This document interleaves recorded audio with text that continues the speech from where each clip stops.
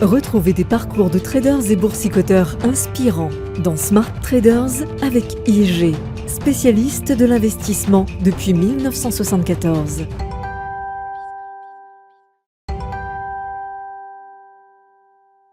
Bonjour Rémi Ganassia. Bonjour Nicolas. Alors vous êtes chargé de compte premium chez IG France. On a entendu il y a quelques instants l'histoire de Pierre Béraud-Sudreau qui nous a montré que ses premiers pas en trading ont été facilités par une autre discipline, la musique, mais qu'ensuite il a dû se former tout seul et notamment pour contrebalancer 10 ans de pertes ou d'absence de gains sur les marchés financiers avant de commencer à pouvoir générer un revenu. Ça pose quand même une question, est-ce qu'on peut se lancer en trading sans formation ? Alors, tout dépend ce qu'on appelle par formation, parce qu'il y a la formation, on va dire, académique, diplômante, avec des études supérieures. Et effectivement, on n'a pas besoin d'avoir ce background pour se lancer dans le trading. La plupart, d'ailleurs, de nos investisseurs, en revanche, eux, qui sont particuliers, vont se lancer quand même avec des formations. Formation, apprentissage, connaissances, parce que...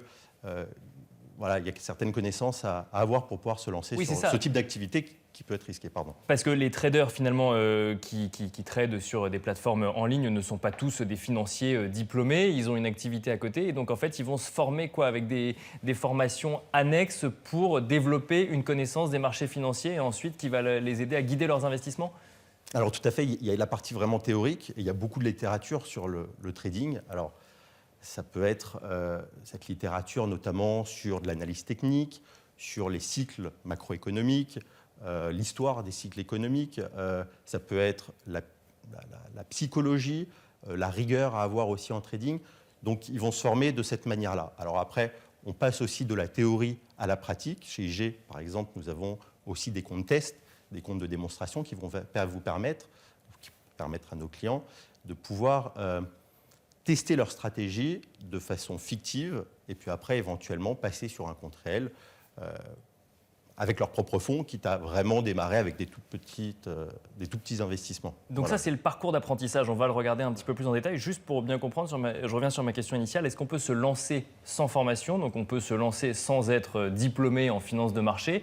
Est-ce que, pour le coup, on peut commencer à acheter des actions quand on n'y connaît absolument rien ou c'est déconseillé ?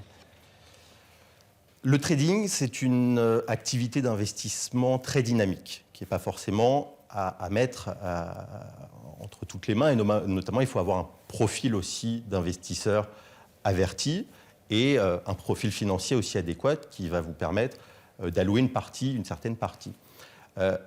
Oui, on va pouvoir, n'importe quel investisseur, à partir de là, va pouvoir se former par lui-même, donc notamment avec certains contenus et toute la littérature dont je vous ai parlé. Chez IG, nous avons un certain nombre de contenus également, que ce soit des webinaires, donc du contenu très pédagogique, oui. voilà, que ce soit des webinaires, des séminaires. Notre analyste Alexandre Baradez aussi fait des market live tous les jours à 11h. Donc on va donner à ces investisseurs parfois novices tout le bagage pour pouvoir se former et pouvoir rentrer sur le marché. Et pour pouvoir comprendre en fait les messages des marchés financiers, parce que finalement, effectivement, vous l'avez dit, il y a de l'analyse graphique, de l'analyse chartiste, il y a la compréhension des fondamentaux de l'entreprise, il y a toutes les actualités macroéconomiques et il y en a énormément sur les marchés financiers. Donc pour ça, ce que vous nous dites, c'est qu'il vaut mieux d'abord se former de manière théorique, que ce soit en lisant des formations ou en tout cas du contenu ou ensuite en suivant des formations, et ensuite d'abord passer sur un compte de test avant d'investir son propre argent sur les marchés financiers. C'est ça, c'est entre guillemets, se confronter au marché, mais sans investir directement. Exactement. C'est pour ça qu'un compte test, dès le départ, va vous permettre effectivement d'aller tester des stratégies, faire certaines choses grâce à ce compte de démonstration et des fonds fictifs.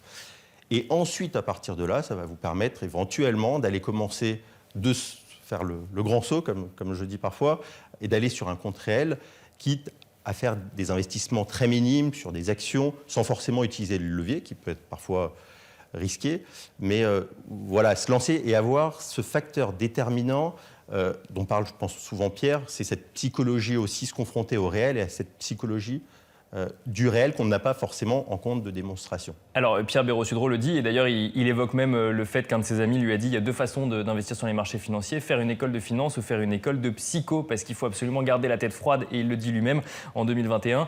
Il a eu trop confiance finalement dans sa capacité à investir et l'année 2021 va du coup être plus compliquée. Donc dans la formation, en fait, il suffit pas de connaître en fait les marchés financiers, il faut se connaître soi-même finalement.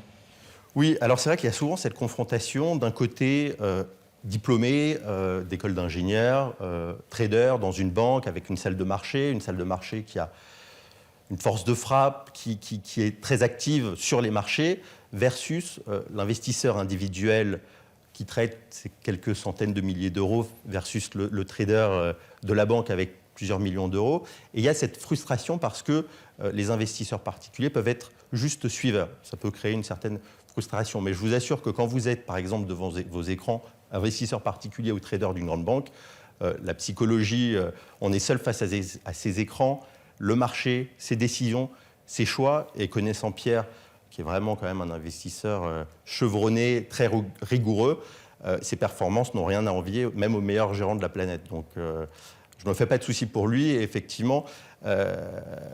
Sauf que parfois, si on a fait une école un peu plus psychologique, effectivement, on va avoir ce facteur. Ce biais, finalement, exactement, notamment sur des réaction. marchés qui peuvent être baissiers ou très volatiles. Et alors, dans lequel ils vont. Pierre Béraud-Sudreau le dit lui-même, il a passé 10 ans à ne pas gagner d'argent, donc 5 ans à en perdre et 5 ans à ne ni en perdre ni en gagner, avant de commencer à en gagner. Est-ce que du coup, la formation, parce qu'on imagine qu'il n'a pas passé 10 ans à se former, il dit qu'il a passé 10 ans à observer le marché, mais pas forcément à se former. Est-ce que se former suffit à générer des performances sur les marchés financiers ? C'est vrai que on peut s'être formé des mois, des années, mais si on n'a pas eu la pratique du réel, effectivement, on peut très bien générer des performances négatives en se lançant malgré plusieurs années. Malgré les connaissances qu'on peut avoir acquises de manière théorique. Qu'on a pu acquérir durant toutes ces années. Donc, à un moment donné, effectivement, il faut se lancer et puis pratiquer et faire face à cette psychologie. Alors, certains investisseurs aussi veulent enlever ce facteur psychologique et pour le coup vont automatiser certaines stratégies via des ordres ou des automates un peu automatisés. Il est toujours plus facile de mettre en place une stratégie au début, il est toujours plus compliqué de l'appliquer le jour où effectivement on commence à gagner beaucoup d'argent ou perdre beaucoup d'argent. Voilà. Est-ce que, d'abord, première question, est-ce qu'on peut vivre de son trading quand on est un trader individuel ? Alors je dirais, la question, c'est vrai que c'est une question que me posent souvent nos clients, et plutôt de savoir est-ce qu'on peut vivre de son trading comme unique source de revenus. Alors c'est vrai que le trading, c'est une activité quand même qui est déjà stressante, prenante. Si en plus on rajoute comme facteur de se dire de générer un gain, une performance à la fin du mois, parce qu'on n'a pas d'autre activité professionnelle, ça va être difficile. Donc vraiment mon conseil, effectivement, c'est de n'envisager cette solution qu'uniquement si vraiment on a des gains qui sont très réguliers, des stratégies qui sont très valables. Et alors là, éventuellement, on pourra commencer à envisager cette solution. Comme unique source de revenus, en plus, voilà, comme sans source complémentaire. On rappelle d'ailleurs que Pierre Béraud-Sudreau, dont on a raconté l'histoire, c'est une de ses sources de revenus, mais il y en a d'autres qui proviennent notamment d'investissements immobiliers. Et on rappelle, parce que c'est important, que Pierre Béraud-Sudreau nous explique qu'il réalise des performances avec parfois des leviers très importants, parfois jusqu'à 200. C'est le cas d'une minorité d'investisseurs et très avertis. Pour le coup, merci beaucoup Rémi Guénassia. Merci Nicolas. Smart Traders, on se retrouve très bientôt sur Bismart.